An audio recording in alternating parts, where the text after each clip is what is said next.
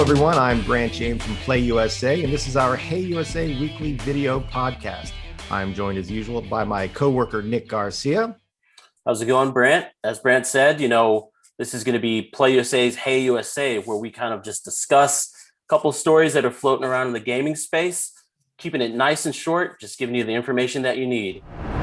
So this week, Louisiana, maybe finally in the game. I know that there's a lot of other podcasts out there, a lot of great Play USA podcasts that talk a lot about legislation, and that's not necessarily what we're going to do. But whenever the state of Louisiana, which is fun time, is about to join the game, that's a pretty big deal with all those national championship games and Super Bowls down there in the French Quarter. And now folks can legally place some bets on their favorite teams. A story that I'm working on is the ability to wager on in-state college teams in Illinois. Hasn't been talked about very much, but it came into play during last year's NCAA tournament where Illinois faced up against Loyola Chicago. There's a bill through the works. It's looking like it might pass. The only catch is that if you want to bet on in-state college teams, you're going to have to do so in person. You won't have the ability to do it from mobile devices or online. Why? I feel like one of the issues, Illinois had the chance to be a market leader when it came to setting laws. The casino industry is very powerful in this state, and it's one of those laws where they still want customers in the doors placing in-person sports bets. And, they really weren't happy about betting on Illinois teams to begin with. The whole issue with the NCAA tournament happened.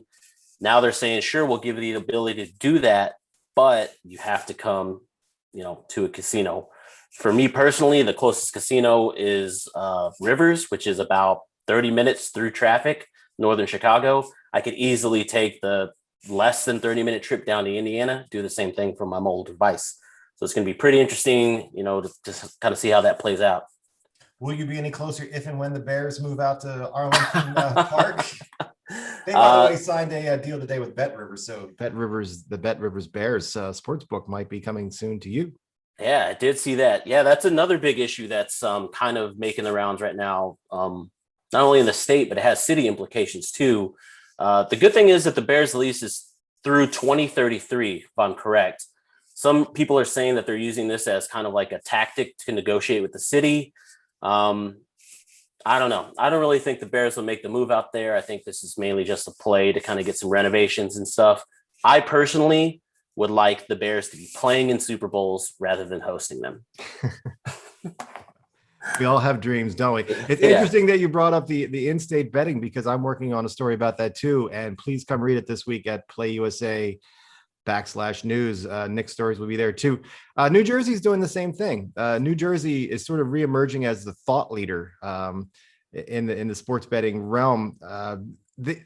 As other states legalized sports betting, they couldn't just Control C, Control V New Jersey, because not to get too complicated and technical, but the licenses were tethered to the casinos, and that was a unique environment there. They needed to save Atlantic City, but the politicians there didn't allow betting on in-state college teams because they thought that was politically more palatable to the citizens, a little less controversial, and you couldn't bet on Rutgers and Seton Hall, as many would say there. No one really wanted to for the longest time, but they're going through the works there of allowing citizens to do that, and it looks like it's going to pass. So it'll be interesting to see if other states like Illinois, there's maybe about half of the states that legalize sports betting wouldn't let you bet on the in-state teams. It'll be interesting to see if those states go and kind of backfill and figure out those laws and let the in-staters do that if they wish.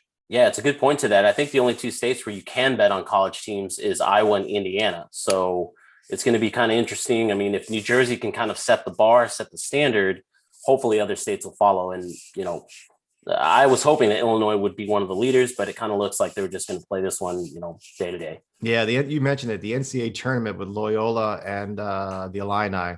You could just see the guy. You could see the folks that are counting the dollars. Those sports books really would love to have had that one. I ran into a bunch of people who were kind of upset that they couldn't place that bet. That it's one of their favorite things to do is bet on Illinois, basketball, and that came around, and tough luck, but we'll see how it goes from here. All right, Nick, my favorite story of the week, the one I can't wait for the folks to go to Play USA News and read. It's sort of the new frontier in sports betting. Every couple of months, there's this new path where sports books will follow down this one avenue, or the legislation will go. Now it seems to be it's content, and there's been a lot of mergers and acquisitions. Sports books have been buying content creators. They want their own stories for the folks to come read, have something to do, lure them in. Now it seems to be the social space. I hate to say social space, but creating social media platforms. And just recently, BetSperts, which is a crowdsourced social media platform, sort of a subreddit for sports bettors and daily fantasy fans, bought the Fantasy Life app. Most folks would know that as the platform, the content platform created by Matthew Berry, the high holy priest of DFS in the whole wide world. He also had some big investors such as Adam Wainwright, Kyle Busch, a NASCAR racer. But it's Matthew Berry's thing. Yeah. So Matthew Berry is going to stay on the board of directors. He's not going to be out front as much because he still has his full gig with ESPN. But they're creating two platforms separately now. They'll eventually merge probably close together. There's going to be some sort of big launch on August 15th, but they want to get out front on this. But the trouble is there's people on their heels, and there's some very big people on their heels. The co-founder of Reddit is backing a new app called Wager, WAGR, clever name. And Kevin Garnett has announced the foundation of something called Game Society. It's a newsletter, but it's a very sports betting centric newsletter, and everyone is competing for future bettors' eyeballs, and they hope that giving them something to read or something to argue about will draw them to the site.